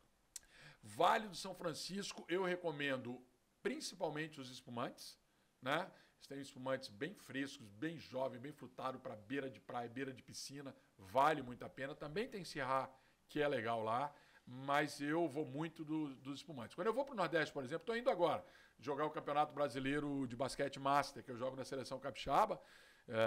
Acho que vamos ser campeão esse ano. Será? Tô empolgado. Ainda tem mais isso, cara. Basquete. Tem basquete. Jogador de basquete. A vida inteira. Desde os 13 anos que eu jogo meu basquete. E Seleção Capixaba e agora a Seleção Brasileira Master. Né? Tamo aí, tamo jogando. O pessoal da seleção deve gostar muito de você, porque pelo menos a comemoração tá garantida. Claro. Com certeza. Legal. Sempre tem vinho, tem comemoração. Mas, por exemplo, quando eu vou para o Nordeste, eu degusto os vinhos de lá, vinho da região, né? Então, os espumantes de lá eu recomendo bem, né? Vale muito a pena, são espumantes bem refrescantes, ótimo para o clima, específico para o clima. Aí de tinta, aí tu fala, tem que ter um Cabernet Sauvignon em casa, tu tem que ter um Malbec em casa. Tá? Os Malbecs argentinos são os melhores. Um Taná uruguaio, né? Uruguai, Taná, Uruguai. Malbec, Argentina, Malbec. Chile, Carmenere, Chile. E são quase sinônimos. São uvas emblemáticas, entendeu? Então, que se deram bem muito nessa Merlot Brasil, né? E agora as outras uvas, como Cabernet Franc, tá indo Montepulciano da Serra Catarinense muito bem e tal. Aí tu fala de outros países, você quer gastar um pouquinho mais? Não tenha francês barato, italiano barato, português barato um ou outro, tal, mas espanhol barato é ruim, sinceramente, não vale a pena. Vamos falar aqui de preço, Edu. Vinho francês, italiano, espanhol de menos de R$150 é difícil que seja bom, sinceramente. É melhor você comprar um nacional. Ou que seja chileno, argentino, uruguaio, não importa, é melhor comprar, tá certo? Não vem me dizer que você comprou ou bebeu um vinho aqui no Brasil, um francês, um espanhol, um italiano de R$80 maravilhoso, que não existe. Isso não existe, né? Aí quando a gente fala de Syrah, por exemplo, a Austrália, que é o grande país da uva, lá eles chamam de Shiraz, né? Até mudaram o nome por conta da pronúncia em inglês e tal, né? África do Sul produz vinhos Pinotage muito legais, Califórnia, o Zinfandel e o Cabernet Sauvignon no mundo inteiro. Então, quer dizer, na Espanha, como eu já falei aqui, Portugal, os alentejanos são vinhos que vão muito bem com bacalhau, tá certo? Então, é bom sempre ter alguns vinhos dessas variedades diferentes. Uma adega ideal em casa tem quantos vinhos? Uma adega ideal em casa tem 60 garrafas. 60 garrafas. Menos de 60, mas eu tenho uma adega de 30. Tá, tu vai ter que ter um pouquinho mais de cuidado, né? Para ter aquilo que tu gostas mais. Aí você fala assim, pô, mas você falou de vários países. Por exemplo, Touriga Nacional, uma uva que eu gosto muito, que está indo muito bem também no Brasil agora, na fronteira lá do Rio Grande, na região de Campanha, e agora também na Serra Catarinense. Quer dizer, poxa, é muita coisa para tu ter só 30 em casa. Né? Aí você fala assim, pô, mas 60 garrafas é muita coisa. Se você pensa o seguinte, que você degusta vinho só final de semana, tá certo? Bom, um mês tem 4 finais de semana, né? Aí tu vai contar 10 meses, não vou nem contar 12 meses do ano, vamos contar 10 meses do ano, tá certo? 4 finais de semana, 10, 40. 2 dias no final de semana, 80. 60 garrafas já está começando a ficar pouco só pro final de semana, não é isso? Uma garrafa no sexta e no sábado, sem contar o domingo. É, isso aí. Já é pouco. Então, o ideal é que tu tenha pelo menos 60, aquela adeguinha de 60 garrafas, ideal, que aí tu vai ter as variedades que você acha que é mais interessante, né? Sempre tendo espumante, brancos mais leves, branco um pouquinho mais encorpado, tinto leve, tinto um pouco mais encorpado. Tem que finalizar com um vinho de sobremesa, ou um vinho do Porto, um vinho fortificado, para finalizar a refeição, um docinho, né? Então, tem um vinho da Espanha também, um vinho de... Como é que é o nome? É o nome de uma região? O Jerez. Jerez, exatamente. É isso aí, o Jerez, que é muito legal para você finalizar uma refeição, vale a pena ter um Jerez, né? Ou um Porto, ou Madeira, ou um vinho de sobremesa, um Late Harvest, né? O Brasil tem produzido alguns, o Chile tem muitos Late Harvest, né? Vinho de sobremesa bem legal, né? Que vale a pena você ter a garrafinha pequena, ter uma ou duas, né? Para finalizar com a sobremesa, ou seja, 60 garrafas já tá bem... Tá pouco já? No limite, já tá pouco, né? Onde é que o Gáudio quer chegar? Essa pergunta me pegou, hein? Tu me pegou com essa pergunta, sinceramente. Vamos lá. Algumas pessoas costumam dizer que se você não tem sonhos, para que viver? E eu sou uma pessoa que vive de sonhos, né? E até um dia atrás, eu dizia que eu estava chegando na metade da minha vida, que eu ainda tinha outra metade para viver. Eu já sei que eu cheguei na metade, que eu já passei da metade, né? Já passei da metade. Porque nos 100 anos ali eu vou chegar, né? Eu tenho certeza disso, tá? Então eu já passei da metade. Eu pretendo jogar basquete na categoria 80+, que é uma categoria super master, né? E a seleção brasileira 80+, quando eu vi, eu estava em Helsinki, na Finlândia, que a gente estava no mesmo hotel da seleção brasileira. Eu estava jogando na categoria 50 e 50+, e chegou a categoria 80+ do Brasil, que tinha acabado de conquistar a medalha de bronze, tinha ganho do Uruguai. E eu vi que a gente brinca, os nossos veinhos, que são a categoria acima de 70, a gente chama dos nossos veinhos, né? Abaixo de 70 a gente é master, né? Então, 75, 80, nós chamamos de nosso veinho. Quando eles chegaram com a medalha no peito, o hotel desceu em peso, todo mundo chamando, ligando, tal, para comemorar e fazer uma comemoração em Helsinki para aqueles atletas master maravilhosos. Então, eu quero jogar basquete no 80+. Eu quero, nessa época, 80, 90, tá lá o nosso Léo Batista, com 92 anos, apresentando ainda o programa de esporte na TV, e é um orgulho para mim, uma referência para mim. E eu quero estar ali degustando os meus grandes vinhos, que nós estamos produzindo agora, né? Então, daqui a 10, 20, 30 anos para mais, falar, caramba, olha só, meu vinho viveu 30 anos, né? Meu vinho evoluiu, meu vinho está sendo degustado por pessoas e levando prazer para muitas pessoas. E eu ainda cozinhando alguma coisa, fazendo um prato que eu gosto mais e harmonizando com o meu vinho e com outros vinhos. E comparando os meus vinhos com grandes outros vinhos do Brasil e, quiçá, do mundo, né? Então, é um sonho. Um sonho de daqui a 10, 20, 30, quiçá 40 anos, né, estar degustando um bom vinho, comendo uma boa comida e jogando o meu basquete no meu master na seleção capixaba, na seleção brasileira. Então, talvez esse seja o meu sonho e aonde eu queira chegar, né? Crescer e melhorar e evoluir cada vez mais, usufruindo do melhor prazer possível dentro daquilo que eu puder fazer. Legal. Como é que acha o vinho Gáudio? Então, naqueles restaurantes que eu já falei aqui, né, vocês podem procurar na L-Vix com Paulo Sepulcre, né, e agora nós estamos trabalhando as delicatessens. Tá? Então, provavelmente, nós vamos ter aqui umas 3 delicatessen Vitória, lojas físicas. Né? A Wine Spot aqui no centro de Vitória ainda tem alguns rótulos, mas não sei se vamos continuar, estamos conversar lá com o proprietário. Mas mais comum você lojas na Praia do Canto, na região ali mais, né, comercial hoje de Vitória, que nós estamos trabalhando para ter os nossos vinhos em pequenas quantidades, petit comité, só para quem gosta dos bons vinhos. Paulo Gáudio, valeu, obrigado, sucesso. Maravilha, Edu, essa conversa foi maravilhosa. Legal. Adorei te rever. Legal, isso né? aí. Lembrar dos tempos lá de trás, né? Muito tempo atrás, né? De sala de aula. Mas aí. Tu tá bem jovem, cara. Poxa. Eu engano bem. Engana bem. Engano bem. As pessoas dizem que eu também engano, então estamos enganando bem, né? É isso aí, legal. Isso aí. Valeu. Grande prazer. Maravilha. Valeu.